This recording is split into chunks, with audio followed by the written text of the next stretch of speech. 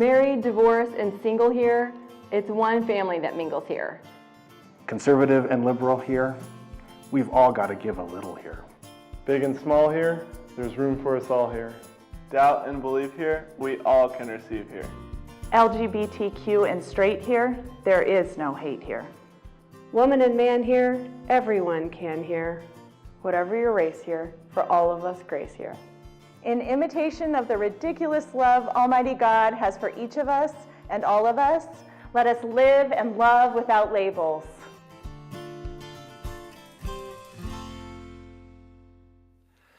So for 12 years, I was a magazine editor, and one of the perks of the job was that every year you got to go to New York City, which wasn't such a perk because I lived there.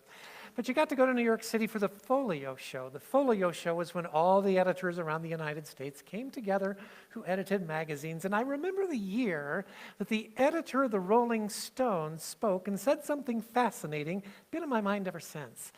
He said, if you can't say it in 800 words, it's not worth saying at all. Now, just to put that in context, the average sermon around here is about 2,400 words. So it basically means we're 3 times as long as we should be. But I thought about that, and I think for sure USA Today took him to heart. I think unquestionably the New Yorker did not take him to heart. But think about it. Gettysburg Address is 272 words. The preamble to the Constitution is 51 words. So maybe we can do that.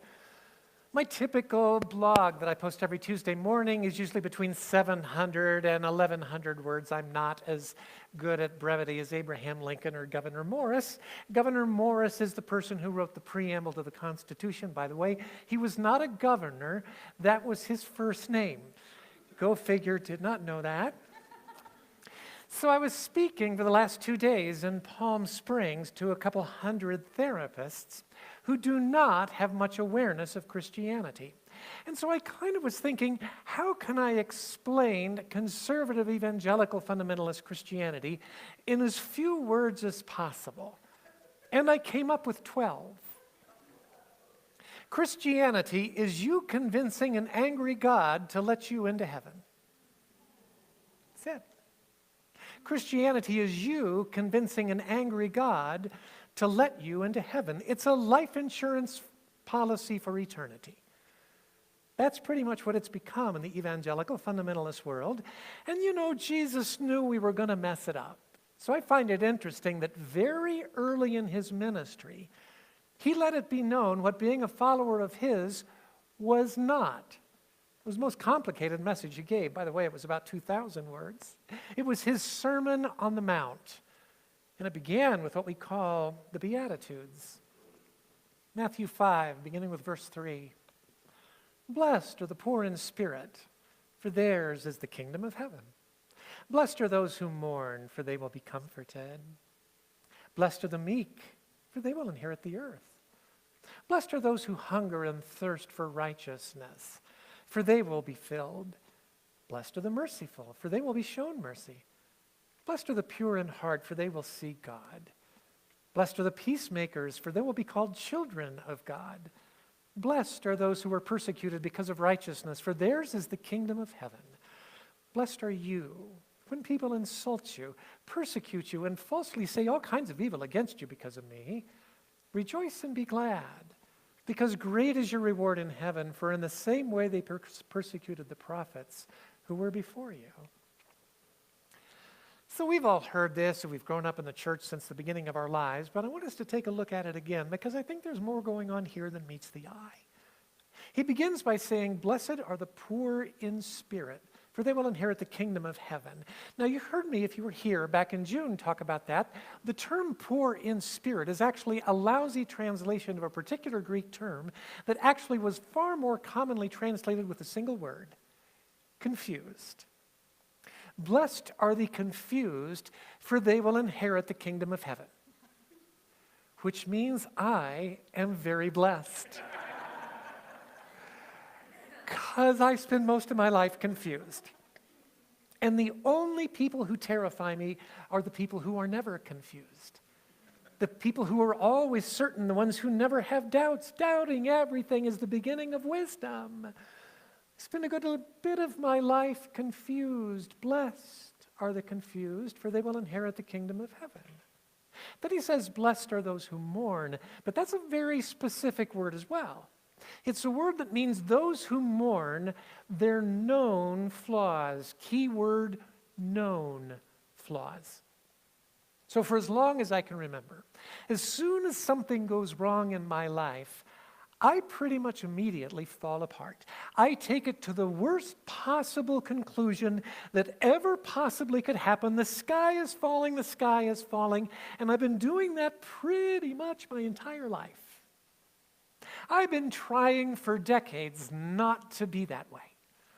I think I'm gonna get there where I don't overreact, and then I see my friends and my family and my coworkers look at me, and their eyes are rolling, and you can just see them thinking, just leave her alone. After a couple of days, she'll figure it out. The world's not ending. It's actually embarrassing.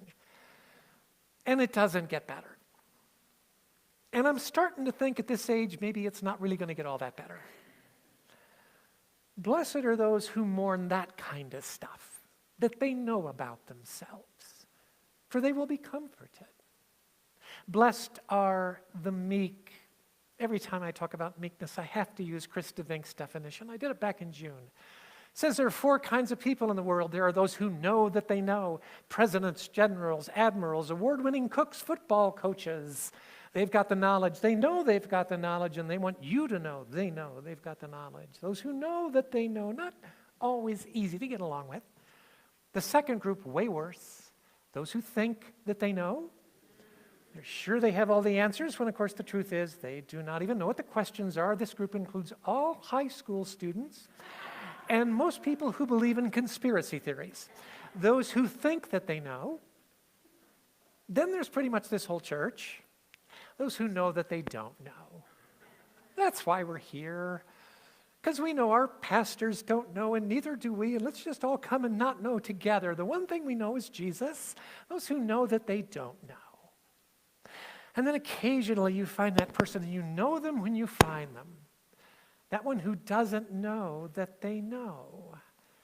That humble person who has a wisdom they don't even realize they have. That's what Jesus calls the meek. And he says they will inherit the earth, those who don't know that they know. Blessed are those who hunger and thirst for righteousness, for they will be filled.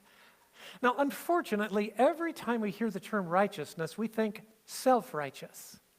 We kind of read into this, blessed are the judgmental. Yep, nope, not what he's talking about. He's talking about those who hunger and thirst for getting it right. Those who simply aren't not willing to stop. They want to keep working and working and working until they get it right, and they come to that point in life where they realize, oh, you know what, I'm not ever going to get it right. And like the old monk, they get to the point where there's just one prayer they pray, God, what do you ask of me today? That's it. What do you ask of me today?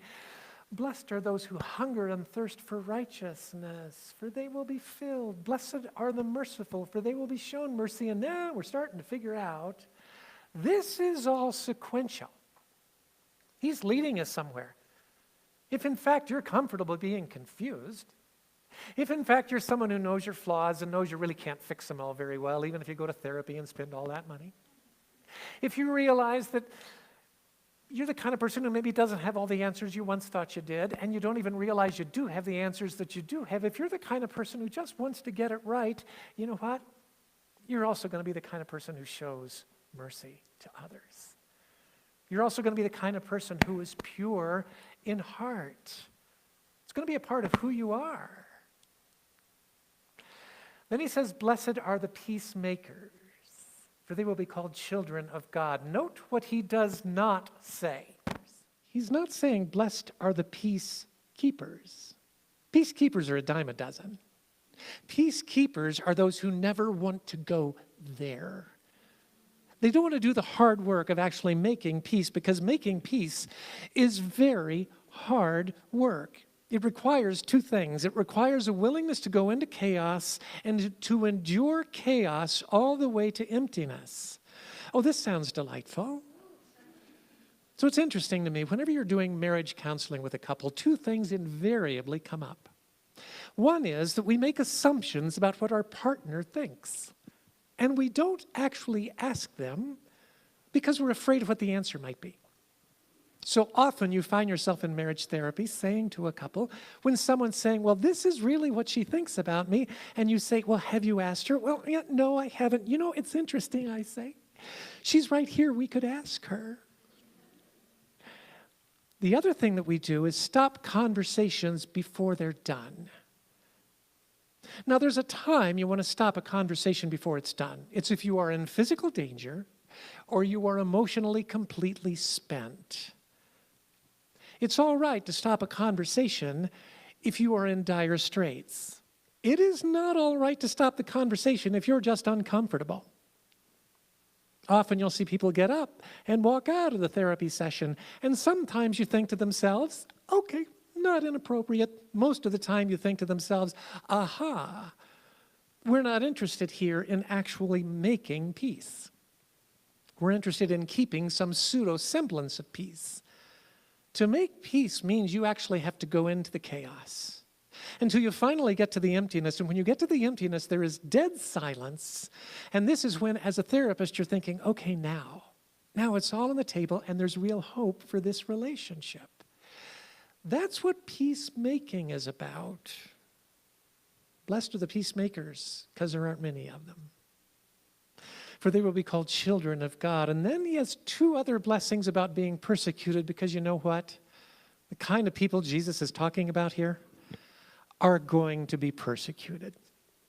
Most of the religious world particularly is not interested in peacemakers. It's not interested in those who are willing to be confused. It's not interested in those who know quite well their own flaws. It's not interested in those who show mercy. It prefers those who show judgment.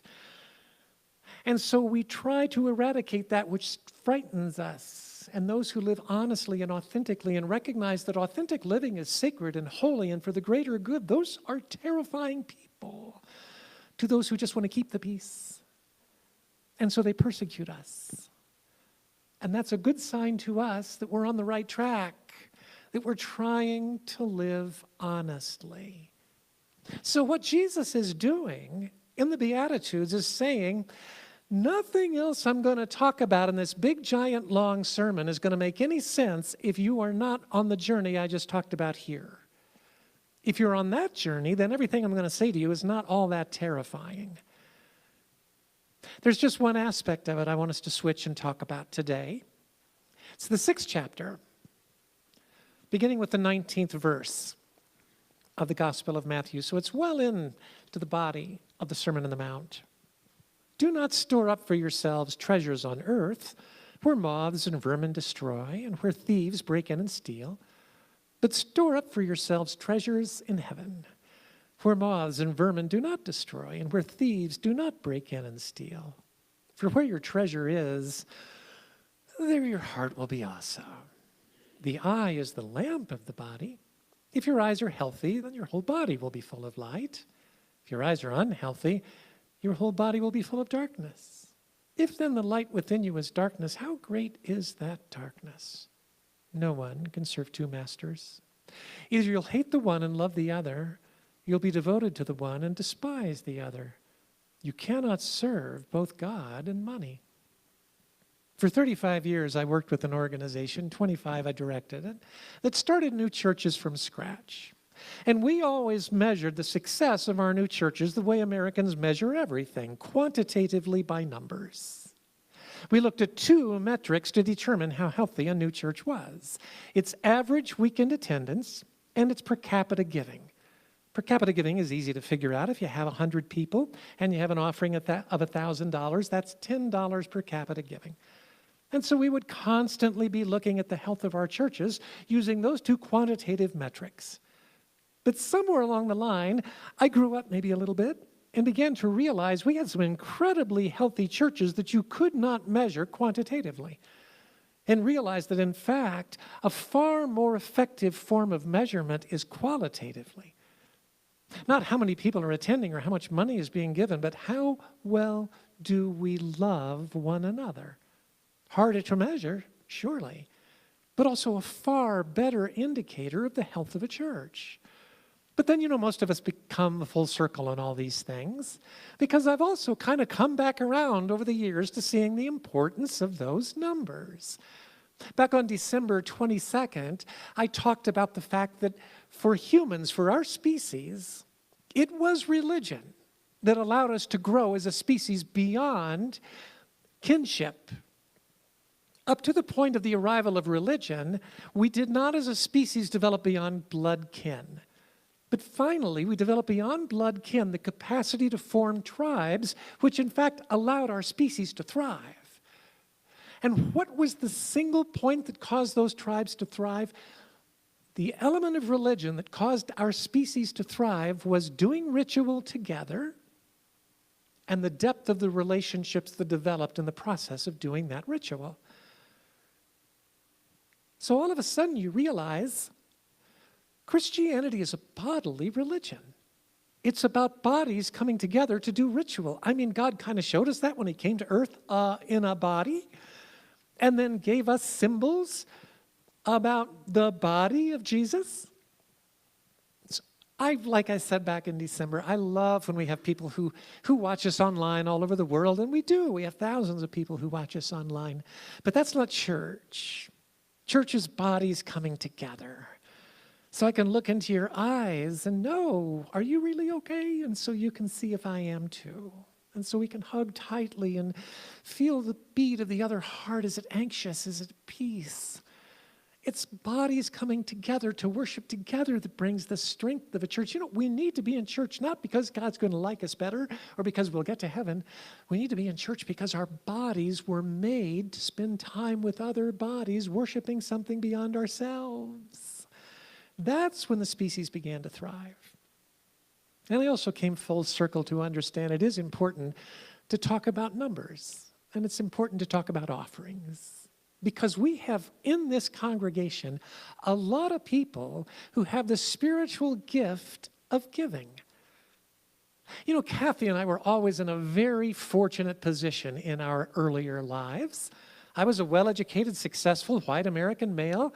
She was a school teacher with great unions in New York. We made a lot of money, and for a lot of years, we enjoyed giving away that money. We routinely gave away 22 to 25% of our income for a very long period of time.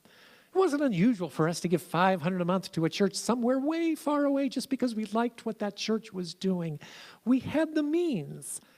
Plenty of other people don't have that means. We had it, so we did it. So someone asked me about a year ago, one of those churches to which I gave a lot of money previously said, if you knew you were going to lose all of your pension, whatever it was, $750,000, $1 million, would you have given away that much money? I said, oh yeah, because there was great, incredible joy in it.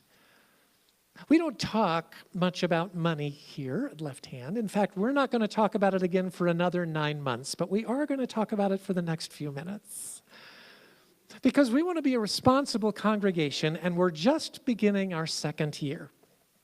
And so our leadership council has helped us to put together a budget of $130,000 for this coming year. But you know what? We don't really know if it's a realistic budget or not, because we actually don't know what people are planning to give during this coming year. And so it will really be helpful to our processes if we want to be responsible, if we can understand what's happening related to that. It's just something that we are somewhat concerned about as we move forward. So we have a very simple thing we want to do. We want to take a look at our options to be able to give in different ways as a church. So we're not saying that we think that giving sacrificially in the way that Kathy and I did, which really wasn't all that much of a sacrifice. It was like I said, we were doing quite well at the time. But we're not talking about that at all. We're talking about being responsible. So one of the things we'd like to do is to be able to be involved in starting more churches like ours. And I don't know if we've talked about it very much at all, but there's one individual who gives a lot of money every year to Highlands Church in Denver. and then says to that church, we do not want you to use this for your general fund. We want you to use these funds for something else. And so last year, they gave $50,000 to help start this church. We have 2 other churches that do exactly the same. We have Forefront Church in Brooklyn, New York, and we have Denver Community Church in Denver. We want to do the same for others. There are, best we can figure, about 100 churches like ours around the United States. That's it. We need thousands and thousands, and we like the idea of being able to start those churches, so much so that that's the other half of Aaron's work. We also would love to be able as a church to give for that, but we really don't know if we're able to do that or not. We also would like to be able to do things that we're not sure if we can do, depending on whether or not we have people willing to volunteer to do these things. So we'd like to be involved with Out Boulder. We'd like to be involved with the Homeless Coalition. We'd like to be involved with the Recovery Cafe. But we really don't know if our people want to be involved in those things or not. So tonight, for the only time in the next 9 months, we're going to do something unusual. When we get to our offering time, we're going to pass out a card, and it's going to look like this. And we want you to take this card home with you, if you'd be willing to do that. On one side, it's saying the things that you might want to do volunteering for our church. And the other side is saying what you think you might be able to give over the next 12 months for this church. And we want you to do one of 3 things with it. First of all, we'd like you to take it home, and if you still have an old refrigerator where magnets work, we want you to put it on the refrigerator. Just think about it and pray about it, what you think that God might be able to do through you for the church. And then either don't send it back to us, and we're fine if you don't, or send it back to us without your name on it. We're fine if that's the case too. Or send it back to us with your name on it, both listing the things that you might be interested in doing, and then also listing what you think is the amount you might be able to give. Then we want you to mail that back to us, because we've done this marvelous thing. There's a thing called stamps and mail. It's amazing. It's this thing that happens where they come to your house. My house, they used to come always at noon. Now it's like, 8 p.m. I don't quite understand it, and we just want you to drop it in there and then send it back to us. Or Aaron is going to have for us a box in the back starting next week, or we have that this week. That will be here next week. And really, all this helps us do is know how we can plan better as a leadership council for the coming year. That's it. And we're not going to talk about this again for another 9 months, because it's just not what we want to do. We have been unbelievably blessed here. First of all, we were blessed with Jen Jepson. It's easy to talk about her when she's not here. None of this would be here if it wasn't for her vision to love well in this city. We've been blessed with that. We've been blessed with Aaron Bailey, an entrepreneur who helped us start this church in an incredibly healthy way. We're blessed with our leadership council that's growing more and more to be people within the congregation. John Gaddis, Christy Sykes, Christy Estel. And over the next year, we're going to be asking probably about 3 more of you, Lonnie too. So we have 4 already. We'll be asking 2 more of you, I can't count well, to join us in that endeavor. I love our leadership council. I mostly love you. We've only got a couple of visitors tonight, so I get to kind of just talk to the rest of you. I love how you've committed yourself to this church. I love the looks on your faces. I love the honesty in the way in which you live your lives. I love the way you share your heart with us. I love the way you let your heart break in our presence. I love when you let your confusion show. I love when you smile big and hug well. I love when you sneak in and sneak out because you really don't feel like talking to anybody. We've been blessed with one another in ways that are marvelous. We want to keep that blessing growing.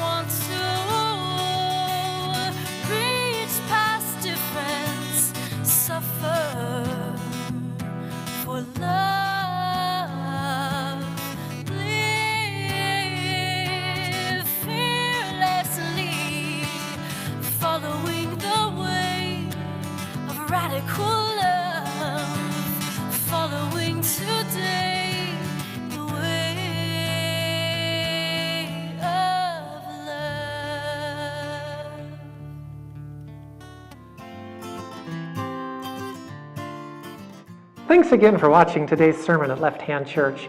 If you live in Colorado and would like to attend, we meet on Saturdays at 5 o'clock. If you'd like to contribute to Left Hand Church, go to lefthandchurch.org/give. And if you'd like to send us a confidential prayer request, you can send it to prayer@lefthandchurch.org. Thanks again for watching.